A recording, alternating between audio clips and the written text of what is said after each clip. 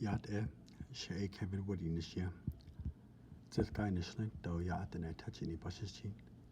This guy Dashiche do Kiani Dashinale. Hello, my name is Kevin Wood, and I'm a senior here at the University of Arizona. I am from the San Carlos Apache tribe as well as the Navajo Nation. I am majoring in linguistics, minoring in American Indian Studies, and will soon be graduating. I originally transferred here from Arizona State University back in the fall of 2020 in the middle of the COVID-19 pandemic during the lockdowns which forced everything to go on Zoom, including my classes. I had been studying in Tempe for a few years prior to my move. However, some negative experiences at my previous school forced me to reevaluate my path as well as those things that mattered to me the most. After much thought, it finally clicked that moving to Tucson and studying at the U of A was truly the best path for me. After all, my parents met here as undergrads, and my mother eventually graduated along with my uncle and aunt. With graduation just around the corner, I'm glad to be joining them as a second-generation Wildcat. I decided to become a native SOAR mentor as a way to finish out my last semester. I had previously worked as a peer mentor during a short-term high school program at ASU. However, I really struggled during my role, given that it was my first time mentoring high school students, so I ended up passing on native SOAR during previous semesters because I didn't think that I would be able to get over my nerves after those negative experiences. I didn't want to shy away forever, so I decided to just go for it and see what would happen. Needless to say, this course has been one of the most fulfilling, if not the most fulfilling class that I've taken here at the U of A. I have learned so many things this semester in native SOAR, not just in terms of mentoring high school students, but also my own personal growth. Many of the readings that we were assigned resonated with me, not just as an Indigenous student, but also with my previous experiences. One of the readings by Symphony Oxendine stresses the importance of campus climate.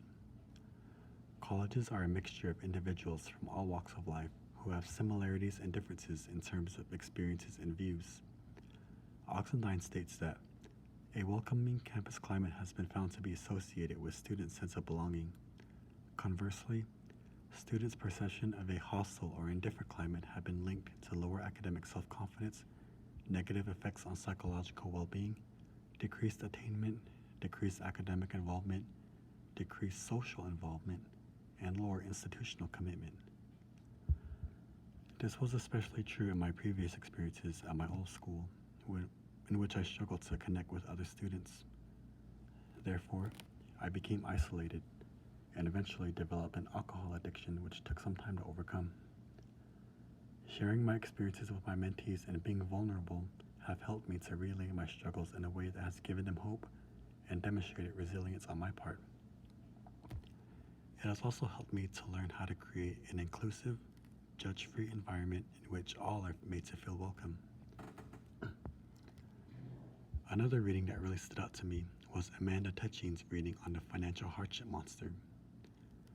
Through her prose, I learned that monsters take all sorts of forms. For many students, those monsters include financial obstacles, stress, worry, grades, etc. These were my monsters as well, including what I consider the alcohol monster, which attempted to distract me from my own educational path. Going back to my fundamental Diné teachings and learning how the Navajo twins were able to defeat the various monsters gave me hope that I could defeat my own as well. My American Indian Studies courses have also helped me to see things in a new light and have helped me to reconnect with my own identity. Vince Flores from the Native Music Coalition also taught our class valuable lessons of resiliency and how we can apply our yaqui necklaces called ojos that we made on our own journey. As with my arrowhead, I also carry this necklace with me wherever I go and pray with it whenever things get tough. Brian Brayboy's reading also brought to light the importance of getting to know Native American students, given that they come from generations that have had to deal with the blows of intergenerational traumas. Many students who grew up on a reservation have had to face a multitude of issues, given the isolated nature of the res along with the infrastructural challenges that are prevalent throughout. Also, our languages are deteriorating and efforts are being made to slowly revitalize them. This is true for students who grew up both on and off the reservation.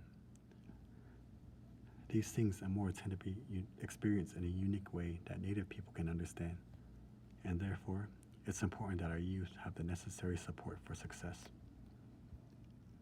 Overall, my experience with Native SOAR has been very fulfilling. I was able to apply what I've learned to our mentoring sessions in a way that will help our mentees navigate their path in life. It was nice to see the growth throughout our Zoom sessions, and I pray that they pursue what matters to them. I wish them the best, and I know that they will do great things in life, whatever they choose to do and wherever they go. Last but not least, thank you to the Native SOAR team, Felicia, Denise, Kirsten, April, and Job, for making a class like this possible. Ahiya.